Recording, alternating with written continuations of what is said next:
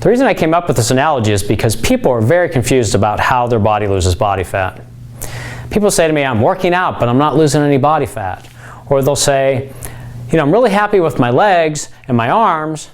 I'm losing fat there, but I'm not losing any fat on my waist. I'm not losing any fat on my butt. So I had to come up with a way to explain to people how the whole process worked. And that's how I came up with the analogy between snow piles and fat loss. Now, back in the 80s when I worked at a health club, there was big windows. And in the wintertime, you could look out and you would see the snow coming down. And I would use this analogy to teach people about how their body lost fat. Because like I said, people are very confused about this. So let's say a foot of snow comes down.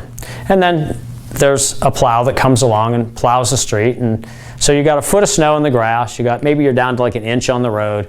And then people come and they plow the parking lot. And there's those big piles of snow when they plow the parking lot. So I'd tell people, I'd say, look out there. And when it would start to warm up, let's say that the snow was going to melt at 1 inch a day. So within 1 day, the road would be clear, the grass would be down to 11 inches, and let's say the snow piles were 36 inches, they'd be down to 35 inches. And then, within 12 days, the grass would be clear and the roads would be clear, but the snow pile now down to 24 inches. And I would say to people, I'd say, look out there. I said, see that snow? Now you might say that big pile isn't melting, it's still there. It's only melted on the grass and melted on the street. But it's all melting at 1 inch a day. So all of them are melting at the same rate. There's just more snow in the pile.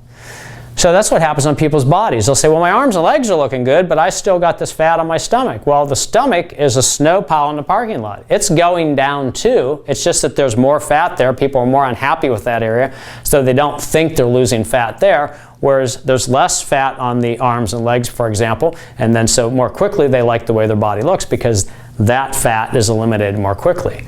So just like as the snow melts and it looks like the piles aren't melting, the same thing where you have more body fat. If you have it in your butt or you have it in your thighs or you have it in your belly, those areas are also losing, just like the arms and legs and other areas where people say, well, I'm pretty happy with that. It's just that there's more there, so it takes longer to melt that pile. So that's one of the ways that I've explained to people how they lose their body fat, so that they don't think, well, I'm just losing it in one place and not in another place. And the other thing is sometimes people say, I'm working out, but I'm not losing any body fat. Nutrition is the most important part of losing body fat. You can get fit from exercise, but if you want to lose fat, you have to change your diet.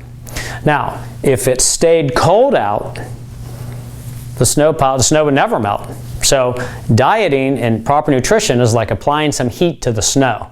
So when you diet and you eat right and apply the proper nutrition, you're applying some heat to your body fat, not literally, but figuratively, and then those snow piles will decrease.